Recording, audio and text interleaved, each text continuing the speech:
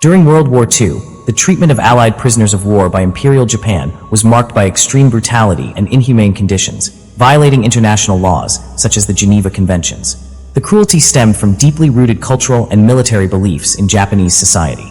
Influenced by a distorted version of the samurai code of Bushido, surrender was considered dishonorable and shameful. Consequently, captured soldiers were seen not only as failures, but as less than human. This ideology, combined with violent military discipline within the Japanese ranks, created an environment where abuse of POWs became systemic. After Japan's rapid conquests from 1941 to 1942, over 140,000 Allied troops were captured, including 80,000 in Singapore, 42,000 Dutch soldiers, and tens of thousands of Americans and Filipinos.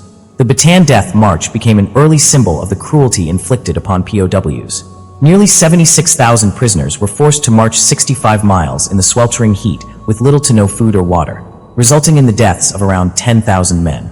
Racial prejudice further worsened conditions. Western POWs were scorned, while Asian prisoners were often treated with even more cruelty.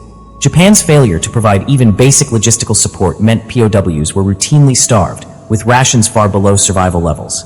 Food and medicine were prioritized for Japanese soldiers, and prisoners were frequently forced into hard labor under terrible conditions. The survivors of the USS Houston, for instance, initially received some respect from Japanese veterans, but were later subjected to constant beatings, starvation, medical neglect, and psychological torture in labor camps. Perhaps the most notorious example of POW suffering was the construction of the Burma-Thai Railway, also known as the Death Railway. Japan forced over 60,000 Allied POWs and 200,000 Asian laborers, also known as Ramusha, to build a 258-mile railway through jungle and mountains. Work conditions were deadly, with 16 to 18-hour shifts, minimal food, disease outbreaks, and violent punishments. Over 12,000 POWs and 90,000 Ramusha died. Asian laborers were treated even worse than Western POWs, receiving virtually no food or medical aid. Survivors were often transported to Japan in Hellships, cargo vessels lacking ventilation, food, or sanitation. Many of these were sunk by Allied submarines, unaware they carried POWs. Those who made it to Japan were forced into harsh labor in mines and factories, enduring continued abuse until the war's end in 1945. When Allied forces liberated POW camps, they found survivors reduced to skeletal figures, barely alive.